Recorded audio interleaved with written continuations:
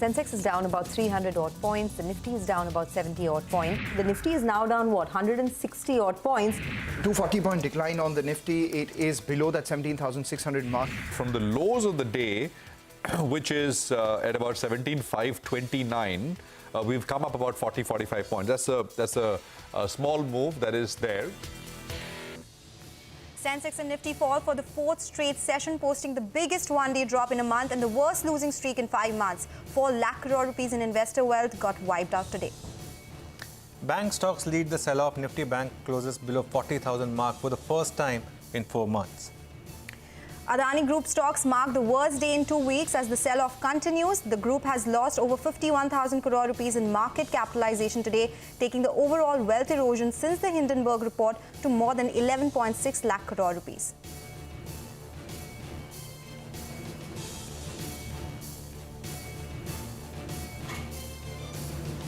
Well, there was no place to hide on the Lal Street as stock market saw a sharp sell-off. Over the next 30 minutes, of course, we'll analyze the reasons for the fall and try to map out the road ahead as well. And joining me on the show today is Anuj Singhal. Anuj, there was a sharp fall that we saw today. We have been talking about global factors. What according to you, led to this decline, and what did you make of it? No, I think, Sonal, the issue here is that you don't know. You don't want to put a finger to one particular issue and say that, look, this was the reason that the market was down. But you got an eerie feeling about this market for last few days that there's something wrong, that the market action for last few days has been suggesting that the market's in for some waterfall decline. And today what the market did was it broke some really crucial levels. And we'll talk about those levels, but technically the market broke some crucial levels. Now, since you asked me, and if I have to put my finger at a couple of points, I would say 3 main reasons, 3 talking points at least in the dealing rooms. First was Fed, second was geopolitics, and third was our good old Adani factor. I think the market is now coming to terms with the fact, going by the US bond yields and going by the way Nasdaq behaved overnight, that there's going to be perhaps 2 or 3 more rate hikes. In the last Fed meet, it looked like the market is very close to some kind of a peak. But I think the last few data points have clearly told you that there are 2 or 3 more rate hikes left in the system. The Russia-Ukraine conflict, I think a new dimension got added with the US president's unscheduled stop over there. I think that was the other factor. And like it or not, the fact is that today the market was again talking about whether there's some kind of a systemic risk which is opening up again because of the rout in Adani Group stocks. And while the cash market stocks have been hitting 5% circuit, the market over the last few days had seen some stability in the F&O stocks. Today, Adani Enterprises led that rout, and that also is coinciding with the kind of rout that you're seeing in the PSU banking stocks. SBI, for example, in particular, in fact, SBI is now down 18% from the peak, and it's led PSU banks down by about 21% from peak. So I think those are some clear worry points. And tell you what, if the Nifty is worrying you, look at the Nifty Next 50 and the broader market. It's telling you the kind of pain portfolios are sitting in. The broader market actually is far worse. I mean, the index is actually hiding more than it's revealing. There's pain in the portfolios and there's pain in the broader market. Oh, it definitely is. But, we usually ask what next? What do you think? Will it see some stabilization or will it even worsen from here? I'll say one thing, Sonal, don't preempt any decline in the market. I think if you're a trader, if you're an investor, I mean, you should always be buying your good quality stocks. That, goes without saying. But if you're a trader and if you have a sort of mindset of knowing where does this pain end, I think there are a couple of levels that I'll watch out for purely technically. The budget day low becomes very important. That was 17,350 on the Nifty and 39,490 thereabout on the Bank Nifty. That also coincides, by the way, with the 200-day simple moving average on both Nifty and Bank Nifty. And that's why there is importance, because if the market has to make a double bottom or at least fill the gap, then those are the levels to watch out for. But more than anything, market needs stability. This is the kind of a market in which you want to see a few days of boring price action. The screen does nothing. You feel like what's happening in the market, but that will be good. Stable is something which the market wants. But I tell you what, we got the best expert joining us to answer this question for us. Samir Arora is joining us. He's the founder of Helios Capital. Samir, good evening. How are you feeling this evening? I'm going for a drink after this interview. So in general, of course, it's Wednesday, Samir. No, but today was a bad day. So in general, if you look at it slightly bigger picture, first of all, the market this year has corrected less than 4-5%, I think even less. So in that sense, you can say, and we say in all interviews, and we think also that who knows exactly where the next 5% will go up or down.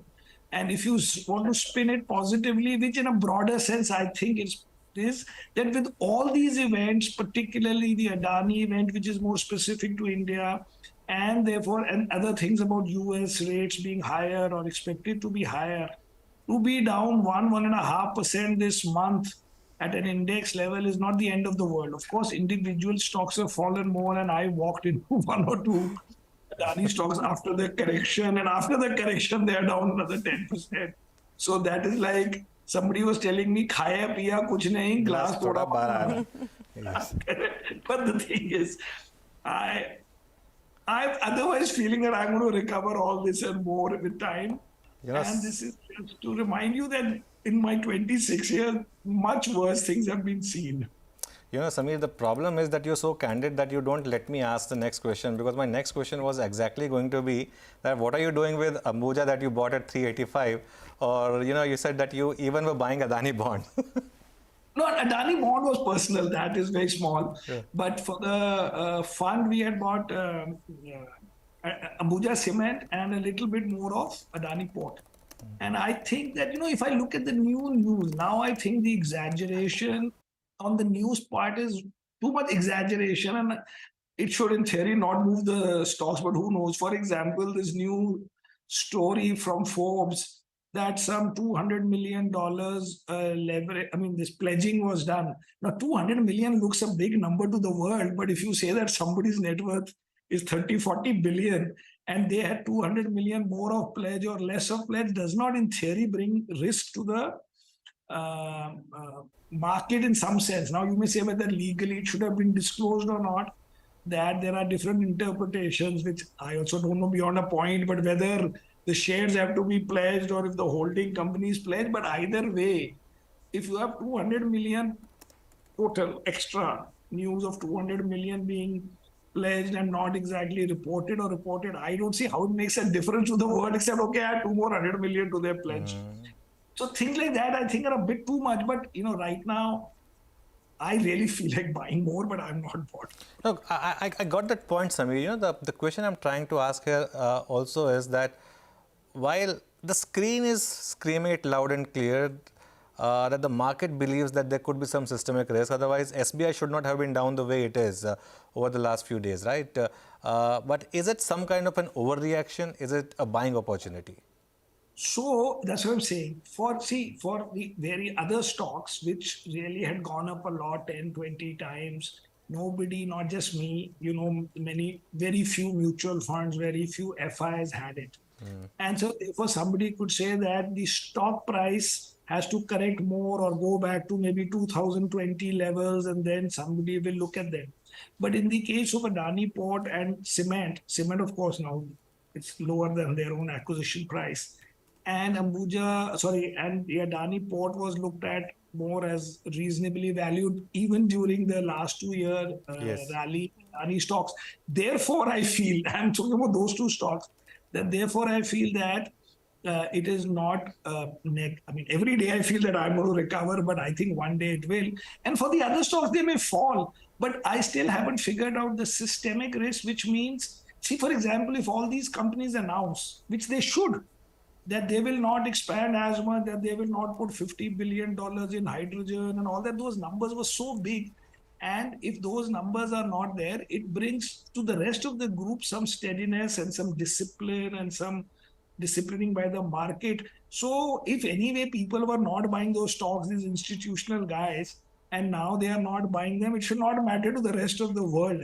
I think it is actually, in a big picture sense, positive for the group that because individually we were all too small to say to the management, which has 100 billion net worth, that, you know, don't be so aggressive. So collectively the market has said that you bring down your group or your own net worth by whatever, X 50%. And from here you start a sustainable business instead of always having to defend being, you know, the 200 odd billion group in a country which is 1.5% of the world and in infra and all that. So I think this makes it more sustainable for them.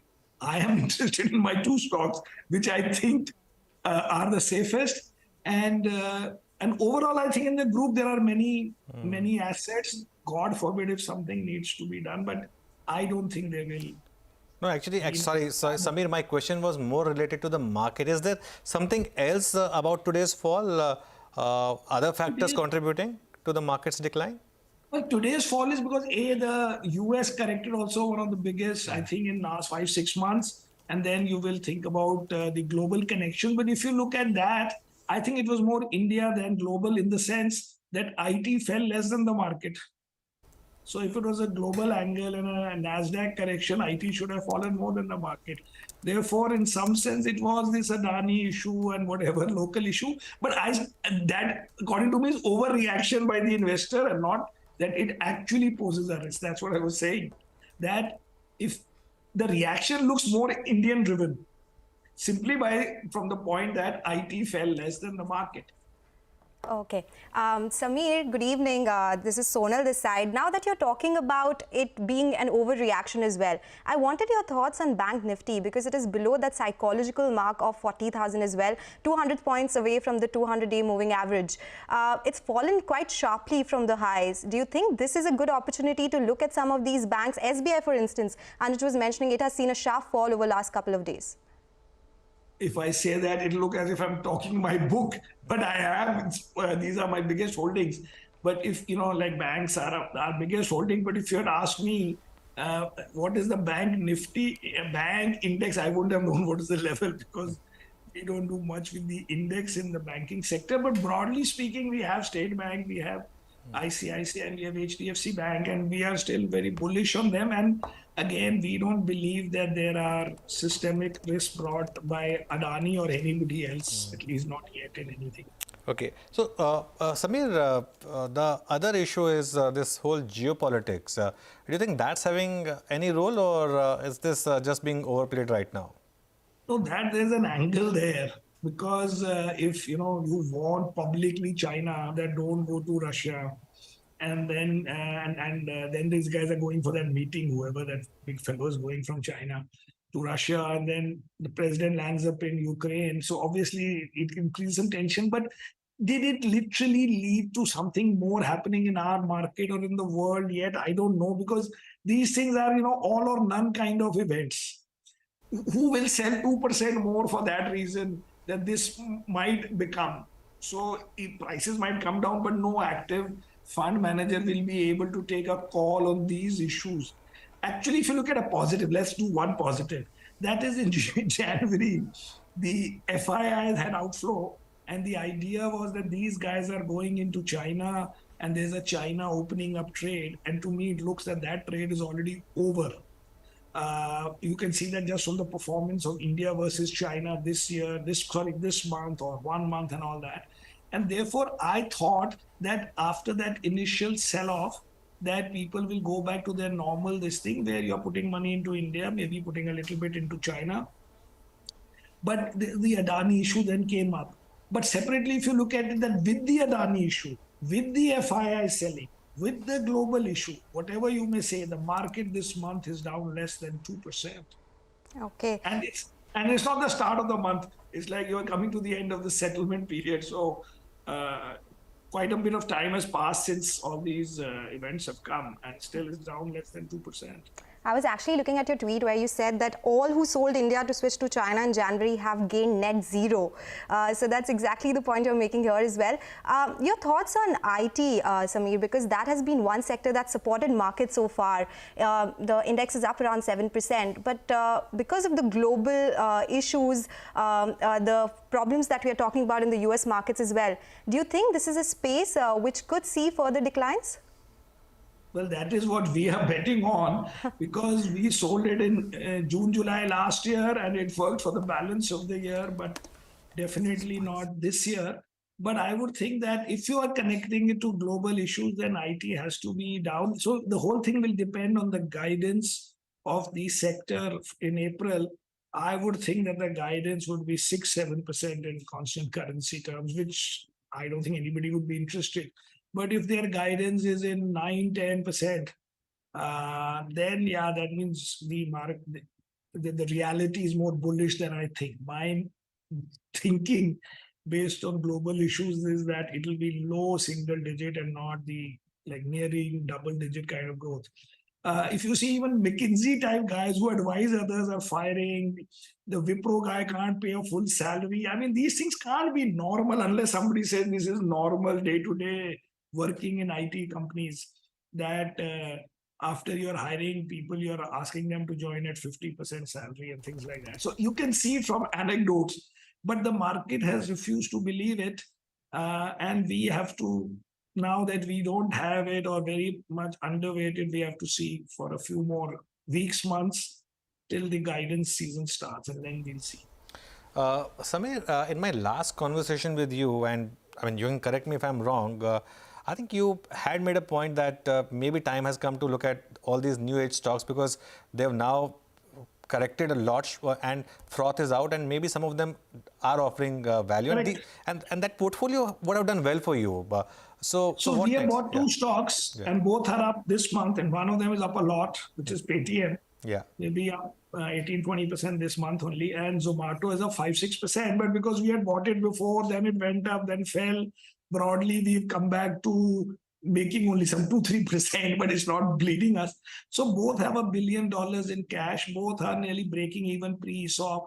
And, people made a lot of fun of adjusted numbers that Zomato put out, which in a sense, these are all new companies, so they all put out these things, which if they took any senior market guy's advice, he would advise them. For example, I also thought that the Paytm, Mr. Vijay Shekhar should not have tweeted that we had so many analysts, because, we know the public makes fun of these things, that you are counting number of analysts. Now, these things are easy to avoid, but it doesn't matter. As long as both these guys are breaking even genuinely, which I think both are, just by calling it adjusted, the Zomato guys particularly became butt of, millions of jokes on Twitter.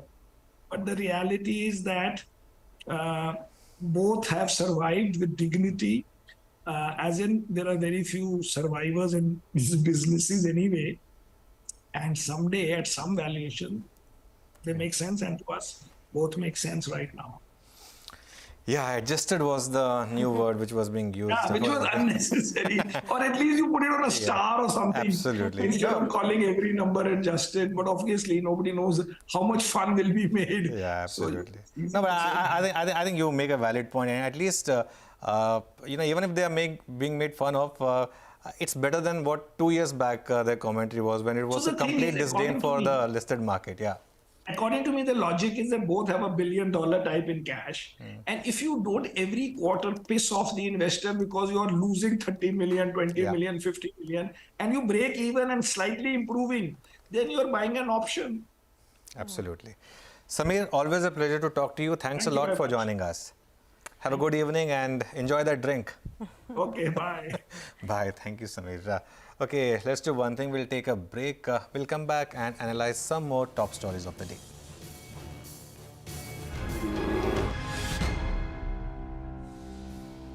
Welcome back. Well, Sensex and Nifty fell for the fourth straight session, posting the biggest one-day drop in a month and the worst losing streak in 5 months. 4 lakh crore rupees in investor wealth got wiped out today. So let's get in some insights into dealing room chatter as well. Nimesh is joining us with that. Nimesh? Thanks, Anil. So the markets ended at day's low, but it was largely on back of global risk off and the fact that there is a bit of unwinding pressure as well out of the expiry tomorrow. The bigger worry is the dip in the cash volumes. That's been slipping on every passing day, and on an average it is down to almost 20-25%.